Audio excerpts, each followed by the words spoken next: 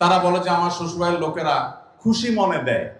ভালো করে শুনে রাখেন, ঘুষখোর সেও বলে খুশি হয়ে দিস, যৌতুকখোর সেও বলে বেহিসাব খুশি হয়ে দিস।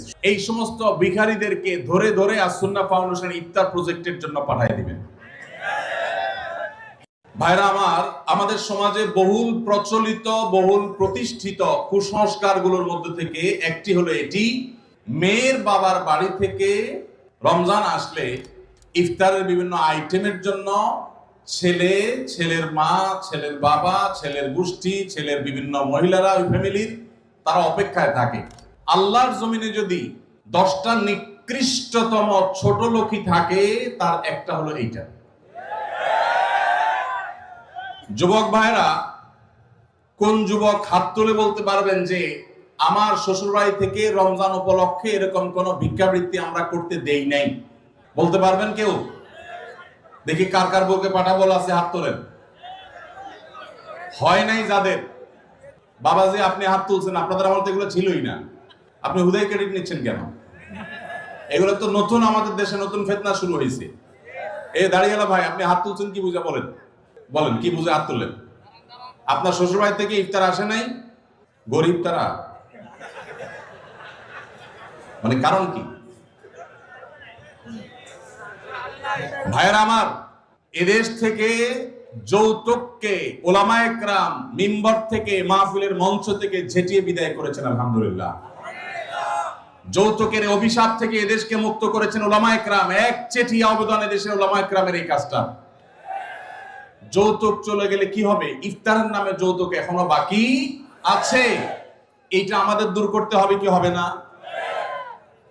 অনেক যুবক আছে তারা বলে যে আমার শ্বশুরবাড়ির লোকেরা খুশি মনে দেয়। ভালো করে শুনে রাখেন, 2 নম্বরের অপর নাম হলো এখন খুশি মনে দেওয়া।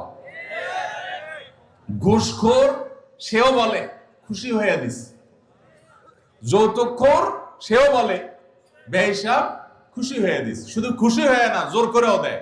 জোর করে দিবে না কি করবে? তার মেয়েটার শান্তি দরকার তার।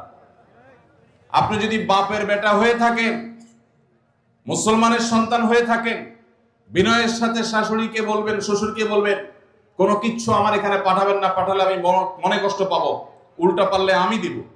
একটা কথা আমি সবসময় বলি ভাই, একটা মেয়েকে কষ্ট করে গর্ভধারণ করা, জন্মের পর থেকে নিয়ে তাদেরকে পড়ালেখা ভরণ পোষণ দিয়ে বড় করে যখন সে সার্বিকভাবে একজন পূর্ণাঙ্গ মানুষে পরিণত হয়েছে, সুশিক্ষিত হয়েছে, সুস্থ সবল হয়েছে, সুঠামদেহী হয়েছে, তখন তাকে ছেলে পক্ষের হাতে তুলে দেয়। সারা জীবন এই মহিলাটার পেছনে ইনভেস্ট করেছে কে? তার বাবা মা। আর ভোগ করছে কে? স্বামী এবং স্বামীর ফ্যামিলি। ঠিক না ভাই? ঠিক। পড়ালেখা করাইছে মেয়ের বাপ মা, ওই পড়ালেখা দিয়া, ওই শিক্ষা দিয়া স্বামীর ছেলে মেয়েকে সে পড়ালেখা করায়। ঠিক না ভাই? ঠিক। রান্না বাড়াটা শিখাইছে তার মা, ওই শিক্ষা দিয়ে রান্না বাড়া করে খাওয়ায় কারে? স্বামীকে, শ্বশুর শাশুড়িকে। ঠিক না ভাই? ঠিক। তাহলে উচিত হলো ছেলে পক্ষের মেয়ে পক্ষকে এটা বলা, বেহিসাবকে বলবে, ছেলের বাবা মেয়ের বাবাকে বলবে বাবাজি বা ভাই, আপনার মেয়ে তাকে মানুষ করতে যত টাকা পয়সা লাগছে তার সব কিছু আমি দিতে চাই। এরপরও তো কোনো মানুষ কেনা যায় না, এটা কেনার জন্য দেওয়া না, অন্তত কৃতজ্ঞতা আদায়ের জন্য দেওয়া। এটা বলা দরকার ছিল। সেটা না করে উল্টা আস্ত একটা মেয়ে দিয়ে দিল, তার সাথে আবার আপনি যৌতুক আশা করছেন। আপনার চাইতে বড় ছোট লোক আল্লাহর জমিনে আর হতে।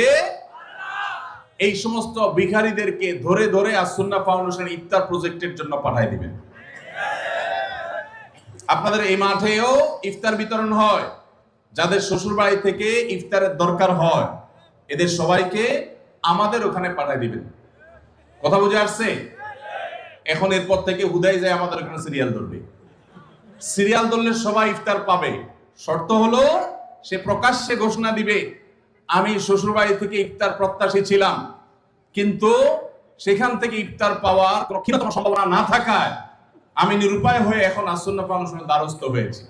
এইটা যদি আপনি ঘোষণা দিতে পারেন, আমাদের দিতে কোনো অসুবিধা নেই ইনশাআল্লাহ। ভাইরা আমার, এই কুসংস্কার আমরা দূর করবো তো ইনশাআল্লাহ। খুশি মনে বলতে কোনো কিচ্ছু নাই, খবরদার। মেয়ে পক্ষ যদি ইফতার পাঠায়, ছেলে পক্ষ পাঠায় না কেন? মেয়ে পক্ষ যদি 2 আনা পাঠায়, ছেলে পক্ষ 4 আনা পাঠানো উচিত। অনেক মহিলারা আছে ফ্যামিলির, তারা খোঁচাখুচি করে বৌমাকে। আল্লাহ আমাদের এই কুসংস্কার থেকে মুক্ত থাকার তৌফিক দান করুন। স্বামী আদেশ করলে কি শ্বশুর শাশুড়ির সেবা করতেই হবে? সেবা করতে গিয়ে অনেক সময় আমি অসুস্থ হয়ে যাই, এক্ষেত্রে ইসলাম কি বলে? ভাইরা আমার, স্বামী যদি আদেশ করে যে আমার বাবা মার খেদমত কর, এখন বোনের প্রশ্ন হলো আমি অসুস্থ হয়ে গেলেও কি স্বামীর সে নির্দেশ মানতে হবে কিনা? উত্তর হলো না। যদি এই পর্যায়ের হয় যে আপনি শ্বশুর শাশুড়ির সেবা করতে গিয়ে আপনি সুস্থ না থাকেন, এই পর্যায়ের আপনার সেবার প্রশ্ন আসে, তো আপনি নিজেকে অসুস্থ করে ফেলে তারপরে শ্বশুর শাশুড়ির খেদমত করতে হবে, এত কঠিন নির্দেশ ইসলাম আপনাকে দেয় নাই। তবে এ জাতীয় ইস্যুতে আমি অনুরোধ করব, কোনো ভালো বিচক্ষণ বিদগ্ধ আলেমের কাছে দেখা করে উভয়ের পরিস্থিতি পর্যালোচনা করে অ্যাসেসমেন্ট করিয়ে তারপর সমাধান নেওয়ার চেষ্টা করবেন। কারণ এখানে আপনার কাছে যেটাকে মনে হচ্ছে বাড়াবাড়ি, আদতে সেটা খুব নরমাল বিষয় হতে পারে। এজন্য তৃতীয় পক্ষের কারোর সহযোগিতা নিলে সেটা সবচেয়ে ভালো হয়। এই প্রশ্নোত্তরের সংক্ষিপ্ত সেশনে আমরা অল্প কথা উত্তর দিয়ে গেলে আপনার ভুল বোঝার সম্ভাবনা আছে। সেজন্য কোনো দক্ষ আলেমের কাছে, বিচক্ষণ ইমাম সাহেবের কাছে গিয়ে দুজন মিলে তারপরে পুরো অবস্থা জানাবেন। শরীয়ত মৌলিকভাবে মেয়েদের জন্য শ্বশুর শাশুড়ির খেদমত করাকে ফরজ ওয়াজিব করে নাই, কিন্তু স্বামীর প্রতি তার যে শ্রদ্ধা ভালোবাসার দাবি আছে, সেই দাবি থেকে যে স্বামীটা সারাদিন আমার সংসার সন্তানের উন্নতির জন্য কষ্ট করে, সেই স্বামীটা অগোচরে তার উপরে কর্তব্য তার বাপ মার সেবা করা। তিনি যেহেতু আমার কাজে গেছেন, আমি তার জন্য একটু হেল্প করলাম, তার হয়ে একটু কাজ করলাম। তাছাড়া মা বাবার মতো বয়সী মানুষ, তারা যখন আশেপাশে তাদের সেবা করার মানসিকতা থাকা দরকার। কিন্তু সেই সাথে এটাও ঠিক যে আমাদের সমাজে অনেক শ্বশুর শাশুড়ি আছে আস্ত জোয়ান তাগড়া সুস্থ সবল, এরপরও সে আশা করে বসে থাকে বৌমা সব করে দিবে। এটা খুব বাজে একটা অভ্যাস।